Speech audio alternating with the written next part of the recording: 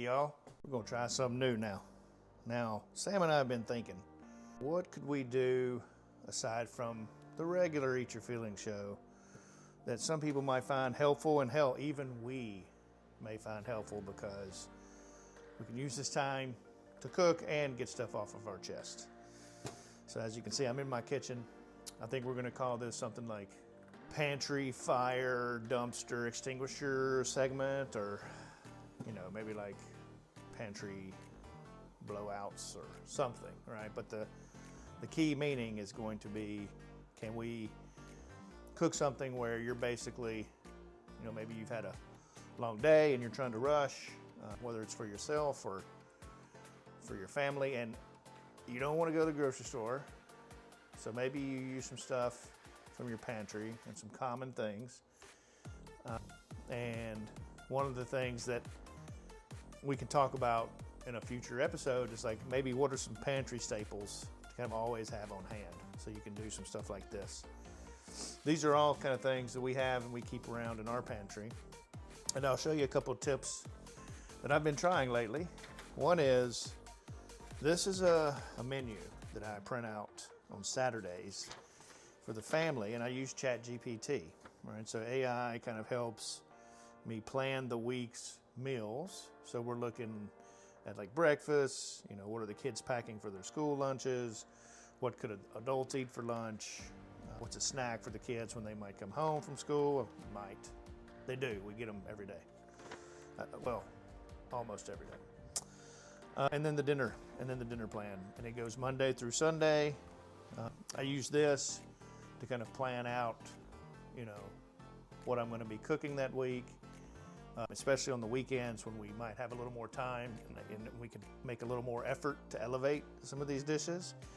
But it really helps because it's putting it on paper for me to see it, and I can pull the grocery list from it, right? So like when I'm going to the store or getting Instacart or whatever, your thing is you kind of got everything that you're going to need for the week, and kind of plan out how you're going to shop, and it helps with everything from the budgeting side of it to making sure that you have what you need on hand, right?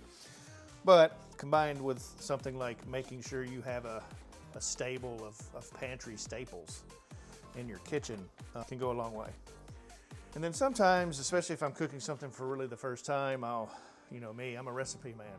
I like long recipes. But tonight, what we're gonna try is some taco soup.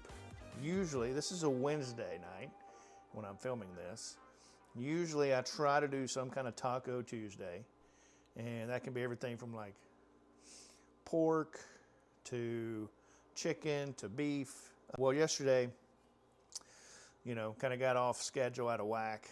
I'm going to McDonald's, and I know I'm the epitome of your fast food junkie, but I didn't really want to. I wanted to come home and do Taco Tuesdays, so we didn't get to do that yesterday. So I'm going to try something to get rid of a few things and to use a few things that we have laying around, and hoping that this turns out well. It'll be good, but I kind of want it to be great. So let's see what we can do. As you see, we got a Dutch oven here. We'll turn the heat on, probably about medium. And for this stove, I always have to kind of look at the flame. It's just what we do here. But we've got some, my emotional support sweet tea, Milo's. We've got ground beef. This is the leftover ground beef from what I used to cook something this past weekend. So now we get to use the rest of that up. Tonight, we've got some 28-ounce can of fire-roasted diced tomatoes, some kidney beans, some black beans, some whole kernel corn. These three are all rinsed and drained. We've got some rotel. This is no salt added, original, so you get a little bit of tomatoes and diced peppers. This is about 2 cups of beef broth. It's actually 3/4 of a cup of chicken broth and then beef broth to get to 2 cups. But hey, we're using what we got, right? So some garlic. The sour cream is for the accessorizing later. I've got about 1 small to medium sized yellow onion from Five Belly's Garden. Diced up here, I've got some Hidden Valley Ranch seasoning. This is kind of a little secret flavor bomb. We're going to see how that works. I'm intrigued.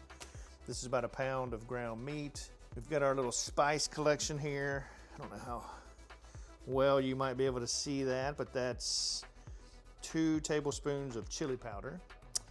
That is 1 tablespoon of paprika.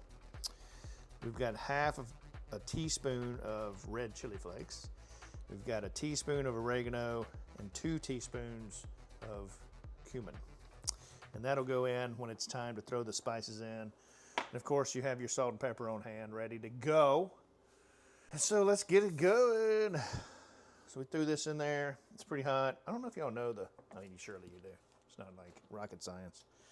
But you can kind of test the hotness of a pan. Probably not like I'm doing it, but yeah, you just want to throw that water in there, get it all over your stove as well. And then when it kind of makes that sizzle sound, you'll pour some oil in there, and then we'll get ready to put this ground beef. I am looking for my spatula, which I can't find. So we'll use this guy just to work the meat in and the stuff. So we'll go ahead and put that in. We're going to brown this meat. Brown this meat up. Yep. And so, yeah, I mean, you just, chop it up like you do. I know you can't really see in the pot. We're trying out different camera angles here. I know you're hearing the sizzle, the Western sizzler. I don't know. I've been thinking this week about some things, if I'm being honest, because doing this content creation stuff has really got me out of my comfort zone. And it's been kind of like going back to high school, junior high school, in some ways, because people tell you how they feel, even if they're wrong. They get on there with their keyboards and they make their comments. And I mean, look, for the record, I have no idea what just happened. I looked over and you guys were like, blah, blah, blah, like a limp noodle or something. What I was saying was that, people get on there and they say things, and like, it's not like I don't know. One is like, we're not professional chefs. So yeah, judge our cooking, fine, whatever. If you think that I go look in the mirror and see Ryan Reynolds looking back at me, no, that's not what happens. I mean, maybe sometimes, but that's for very specific reasons. I know I'm not the healthiest guy. I know I'm not the fittest guy. I know I'm really not at all. And, physical appearance, especially in like today's society, I mean, I don't know. It's easy for me to, talk about this in this way, sitting over here being a fat guy. But I mean, nobody is a harsher critic of me and my physical appearance than I am. And if you think like, oh, well, he doesn't care. Like, it's not that. It's not that at all. Like, I would love to, find a motivation. And I make excuses, and the result of my excuses making is what you see before you. And I mean, at some point, having been in the Army, like, I know what being physically fit is. And I've been fit in my life, I'm going to try to get back to that. This is kind of motivating me in a different way. And I guess what I was getting to when I'm talking about this thing not working anymore